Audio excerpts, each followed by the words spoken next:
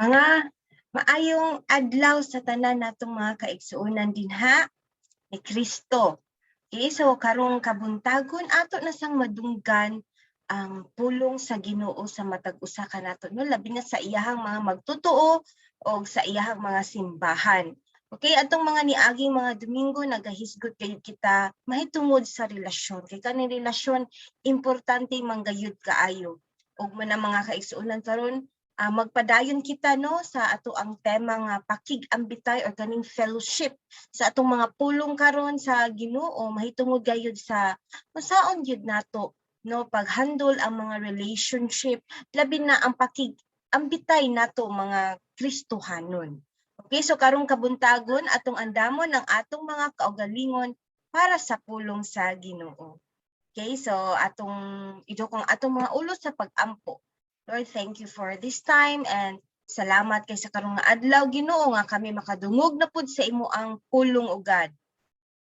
Indeed Lord nga ikaw gayud Lord maghatag pa namog kapiskay sa panglawas o kaalam sa pagsabot sa imo ang pulong Ginoong Jesus. In Jesus name. Amen. Okay, amen. So karon mga kaigsuonan atong pagahisgutan ang maalamong pagpatambag. Okay?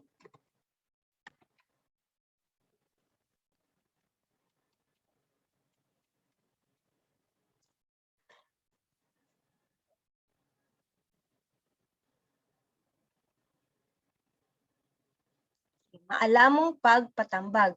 Kini atong relasyon manggod sa matag adlaw ay believe no nga usahay na agayon ang panagsumpaki. Dili gid kanato kini malikayan kay kitang mga atong mga tawhanong kaunuran magpanlihok gayud mga kaigsuonan og importante kaayo nga unsaon gayud di ay nato paghandle sumo na atong paghisgutan karon ang maalamong pagpatambag.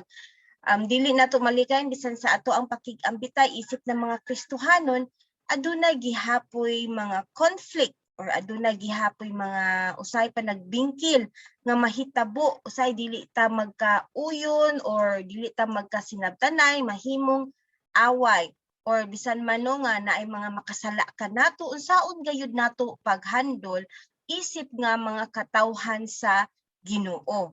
Okay, so ato kaning mabasa sa pulong sa Ginoo sa Mateo.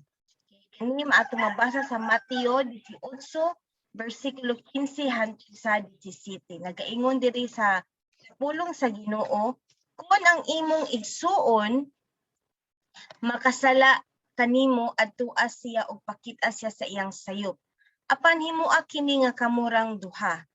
Kung mamati siya kanimo, magkauli ang inyong maayong kabubuton. Apan kung dili siya mamati kanimo, pagdala usag duha ka tawo aron ang matag sumbong kapamatud-an sa duha o tulo ka saksi. Sumala sa giingon sa kasulatan.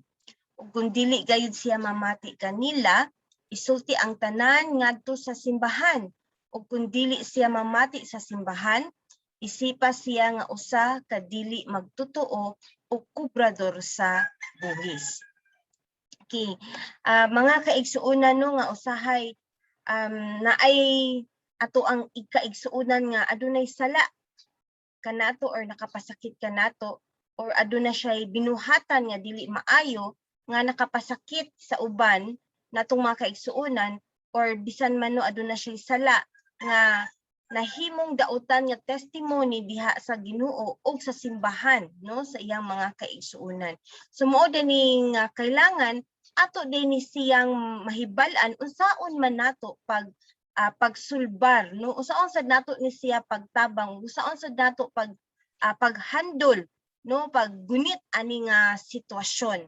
Kimo na mga kaigsuonan sahay kitang mga Pinoy ba kanang hilig kaayo ta moadto mo istorya sa uban unya mahimo na ninuon siyang chismis. So gusto sa Ginoo nga atong makatunan no nga unsaon gyud kaning healthy nga pamaagi para ato yung ma-handle ang mga relasyon ug mga panagbingkil or mga panag-away.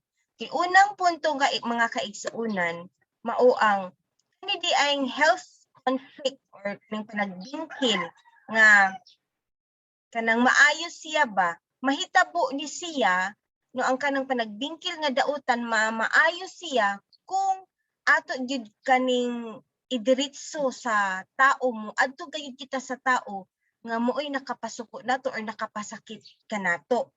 Okay?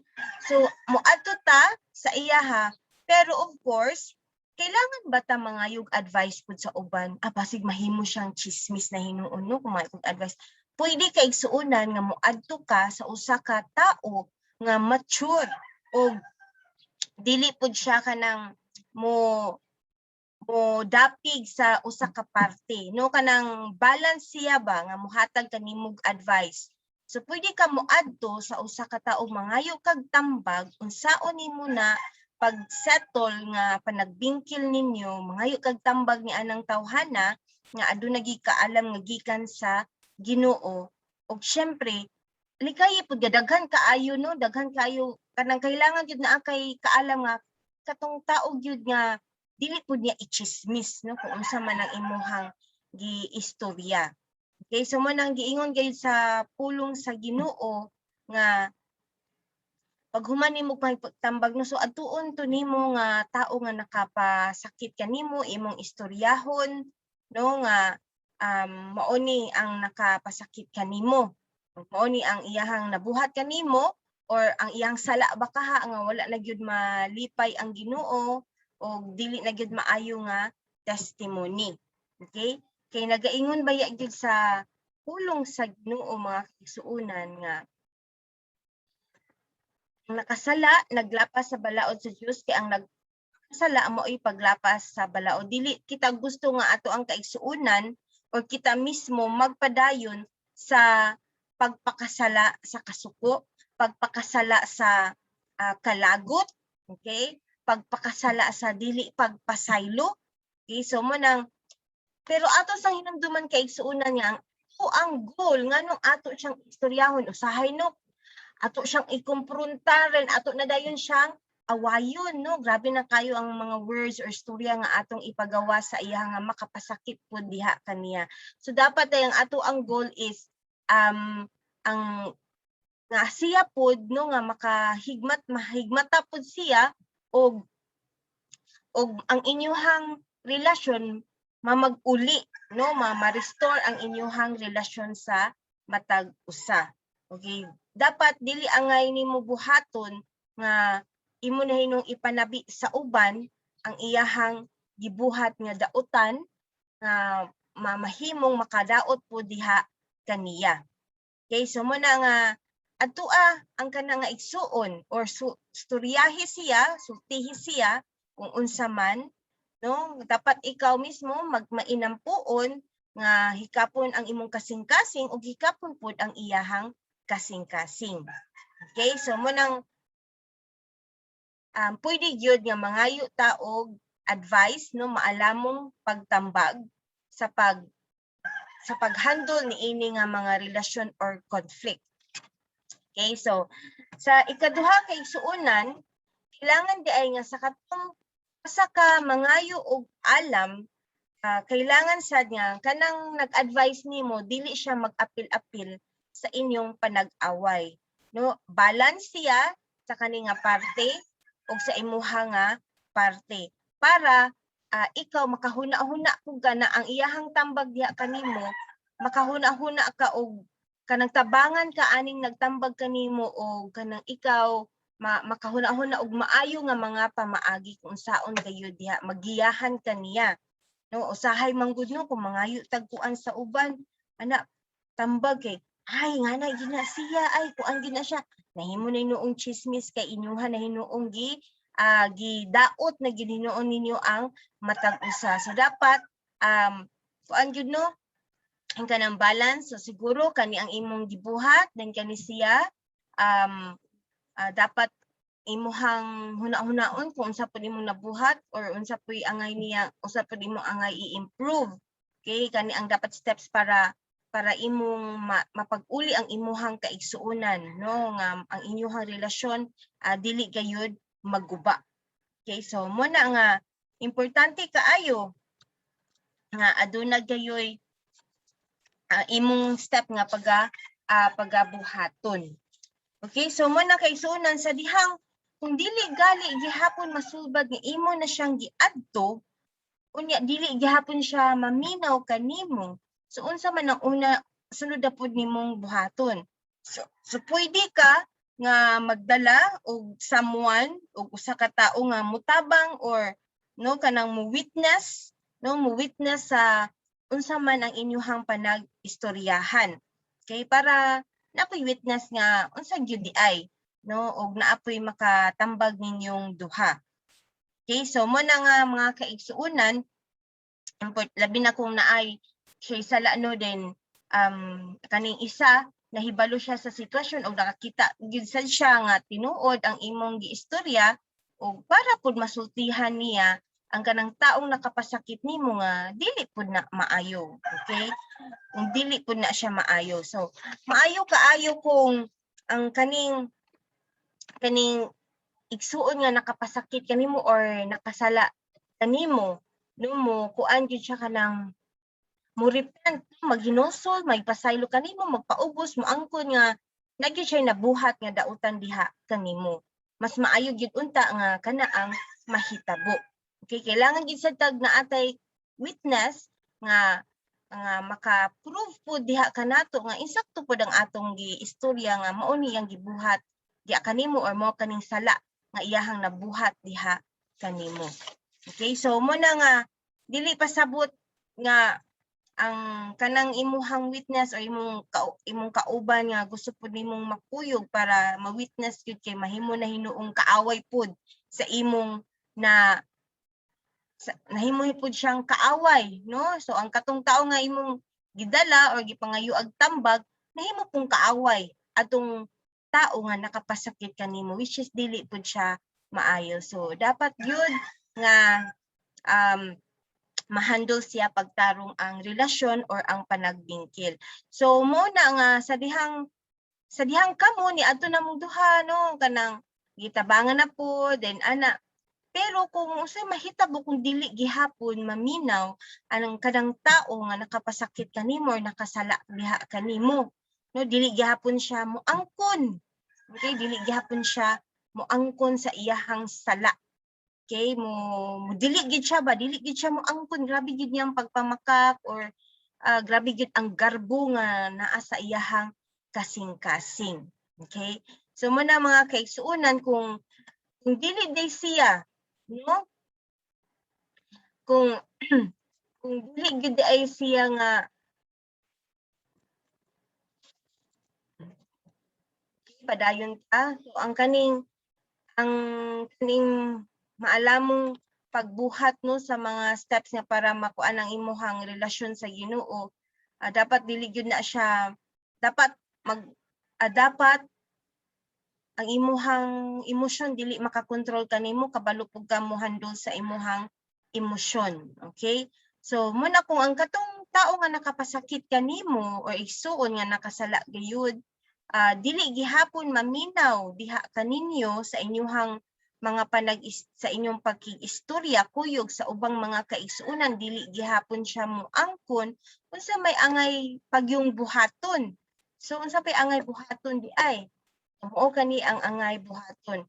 Kung mo refuse lang gihapon siya no, kung dili gayud siya mamati ninyo or kanila, isulti ang tanan ngadto sa simbahan. O kung dili siya mamati sa simbahan, isip siya nga usa ka dili magtutuo kobrador sa buhis.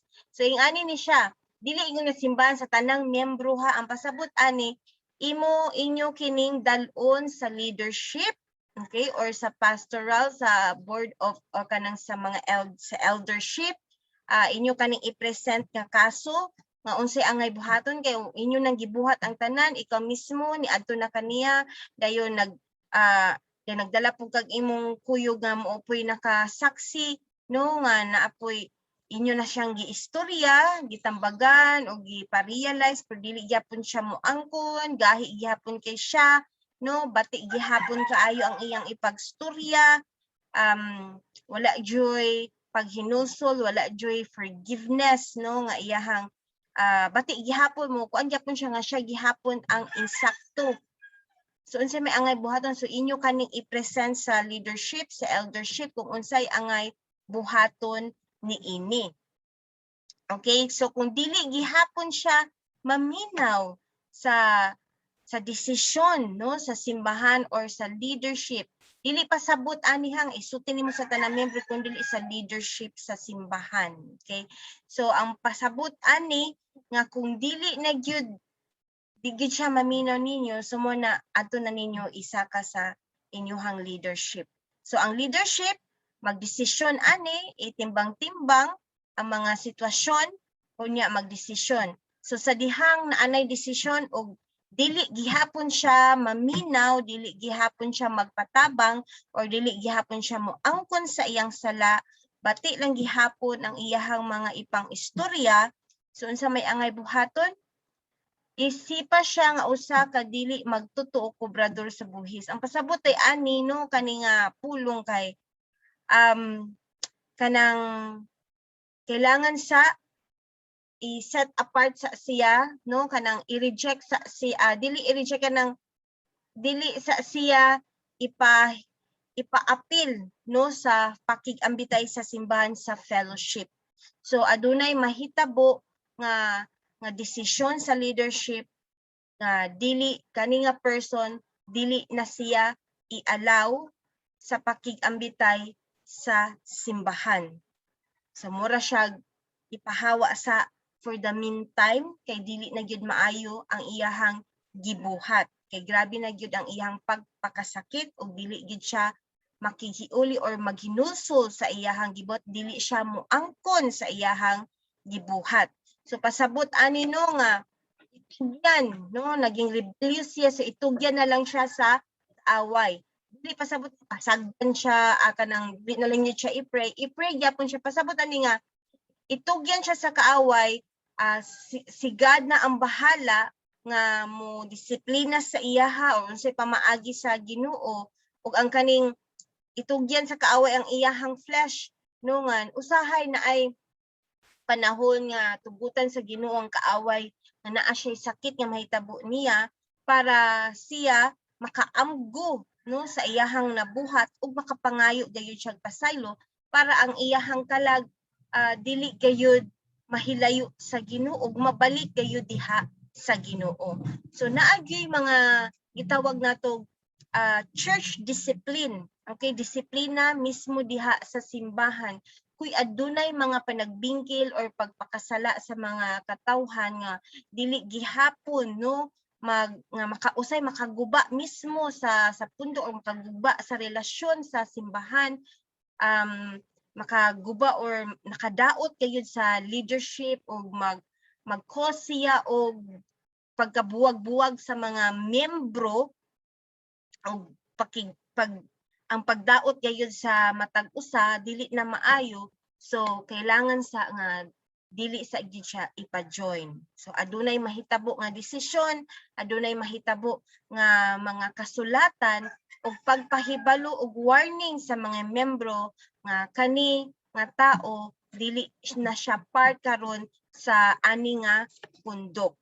Okay? Sama lang gyapon asa ka nang nagtrabaho ka ba nga usay kung dili naka-connected ana no kanang i-advertise gid sa ang uban i-advertise sa news nga kani is not connected. Pero syempre sa pamaagi sa simbahan lahi dili man kailangan i-advertise ka sa newspaper kun dili adunay mga kasulatan nga ihatag sa mga miyembro nga pasabot nga kani siya tungod sa iyahang nabuhat, dili gid kailangan nga i-detalye kaayo kung sa payang pangbuhat nalay mga major nga mga reasons nga i-appeals ka sa kasulatan nganong nahitabo kini.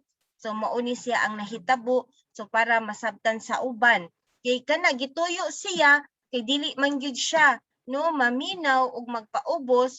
So para pud no sa may siya hala wala na gyud ko, so para mauwaw pud siya ba sa iyang gibuhat ug maka-realize gyud siya nga kanang sayop gyud no moabot ang panahon maka-realize siya nga sayop gyud ang iyahang gibuhat, dili gyud maayo ang iyahang gibuhat nga nakapasakit gyud siya sa iyahang kaigsuunan or mismo sa simbahan or sa leadership.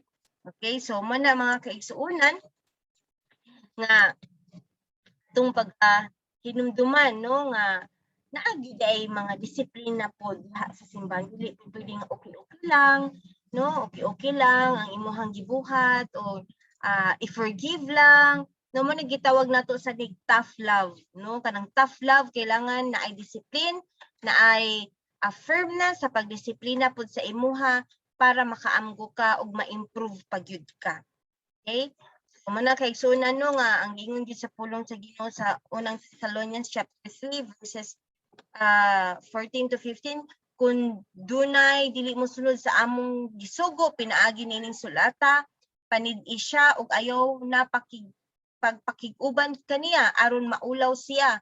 Ayaw siya isipa nga kaaway apan pasidan hinuon siyang ingon nga igsuon. So syempre sa dihang aduna tay ingani no nga hala dili na siya pwede ani nga simbahan. Hala kaaway na nato siya dili ingana ang ato ang kuan mga kaigsuonan ha. For the meantime dili no, pero kung maabot ang panahon nga maginuso siya mangayo siya pasaylo, syempre dawaton siya pag-usab no kung aduna gyud tinuuray nga paghinuso sa iyahang part. Okay, so ang pasabot ani nga para lang gyud makaamgo siya, makarealize siya sa iyahang sayop. So ayo isita nga kaaway nato na siya, no? Kaaway nato ang atong isuon. Kundili atong ipadayon og ampo sa Ginoo nga makaamgo gyud siya og mabalik siya sa Ginoo og kanang masatol niya ang relasyon nga nagguba tungod sa iyahang gibuhat ug tungod sa iyahang mga gipangyaw-yaw no nga iyahang mga aksyon nga dili gayud maayog nakapasakit gayud diha sa mga kaigsuonan. Okay, so mana mga kaigsuonan, importante kay dili gusto sa Ginoo nga iyahang mga kaanakan no mawagtang gayud diha kaniya. Okay, so importante gid ayo ang maalamong pagtambag.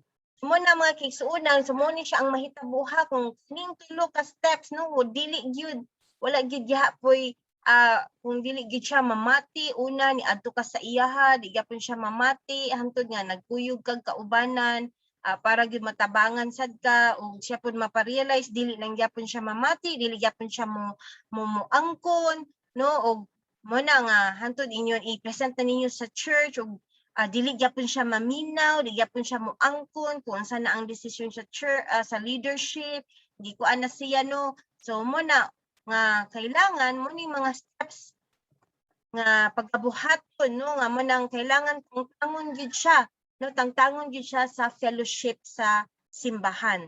Okay, for the meantime dili man ingon nga forever, for the meantime nga hantod nga makarealize siya sa iyahang gibuhat. And number 2 no mo na nga sa diha ang church no nga magka-unite gayud sa iyang magka-unite nga ni disapprove ug wala gyud ni uyon sa iyahang action no or sa unsa mang iyang mga gipangbuhat. Pero kung moabot ang panahon nga mo choose siya mayong sorry ug maghinusog gayud siya, syempre ato yung idawaton pag-usab atong pasayloon ug ato siyang tabangan ug ato siyang pasaylo. Syempre ato siyang pasayloon no. And ato sa siyang dawaton pag-usab sa fellowship. Okay, dili man ingon nga forever dili na gyud no kun dili para ma-realize lang gyud niya no ang iyahang gibuhat. Then number 3, do not associate with the disobedient person and if you must speak to him or her as one who needs a warning. So mo na nga as of now ayo sa gyud pakig-ambit kaniya kay ang iyahang espiritu lahi pa kaayo na no kana medyo disobedient pa kay tanan og basig naapay mayaw-yaw nga dili may ug mosamot na gyud hinuon. So mo na nga space, kailangan space gyud sa ang imo ang ihatag. And mo na nga after warnings kung mo na nga naipanahon jud nga dili gihapon mo na i-reject gyud siya sa fellowship kung magpadayon jud gihapon no ang iyahang sala, ang iyang pagpakasala, ang iyahang pagpasakit mo nang i-reject siya.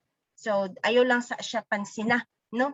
Ayo lang sa siya tagai atensyon, iampo lang gyud na siya diha sa Ginoo. Okay, para gyud ikaw sad no makapadayon ka sa pag-concentrate sa pulong sa Ginoo, kabalo ang Ginoo sa imong kasing-kasing nga ikaw nangita sa gagpamaagi nga ma-settle inyong relationship pero padayon gyapon ang usa og pagpanakit sa imo di gyapon siya magpaubos no gusto gyapon siya nga siya gyud ang insakto. So ang Ginoo na ang bahala ninang tanan basta imong kasing-kasing mapuno gyapon sa pagpasaylo, pero kailangan na gyud nga naa kay maalamon nga mga action nga pagabuhaton.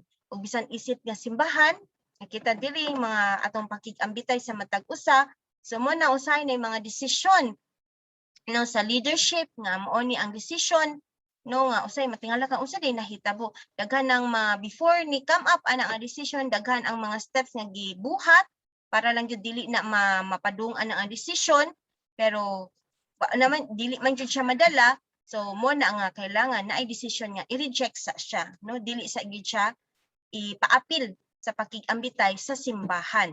Okay? O kung ikaw pud gani usay badlungon ka, dili gihapon ka maghinusol no sa imuhang pagpakasala, padayon ug gigyuga mo angkon, dili ka magpatabang, so nagi mga disiplina nga ihatag diha kanimo para ikaw pud makaamgo ug maka-realize. Okay? Sama gyapon na sa amahan ug inahan ba nga may mga disiplina nga kailangan buhaton para sa mga anak para dili magpadayon no sa anak nga bati nga mga kinaiya or bati nga mga binuhatan. So muna mga kaigsuonan, adunay gyud di ay mga pamaagi ang Ginoo. Ang Ginoo puno sa gugma pero aduna say mga pagdisiplina. Okay? So muna ang mga maalamong pagtambag nga kailangan sad natong makatunan labi na sa ato ang pakigrelasyon sa matag usa no diri sa simbahan ni Jesus Christ. So thank you everyone. Salamat ug maulang ka na ang pulong sa Ginoo. Simple ra kaayo siya pero dili sad sayon ang mga pamaagi nga gusto ipabuhat sa Ginoo sa ato no, kailangan maging patient ta, kailangan mo go ta ani nga steps no para ato lang yung ma-restore ang relationship no before ta mo abot sa decision nga kailangan i-cut off lang gyud sa ang toxic nga people or toxic nga relasyon. Okay, so salamat kaayo og hinaot nga ato gyud ning ma-apply no sa ato ang mga kinabuhi, labi na kung naay panahon nga kita na ay mga panagbingkil diri sa simbahan nga ato gyud ning ma-settle og dili gyud mo abot sa punto ba nga kanang sakit kaayo nga pagdisiplina. Okay, magampo kita.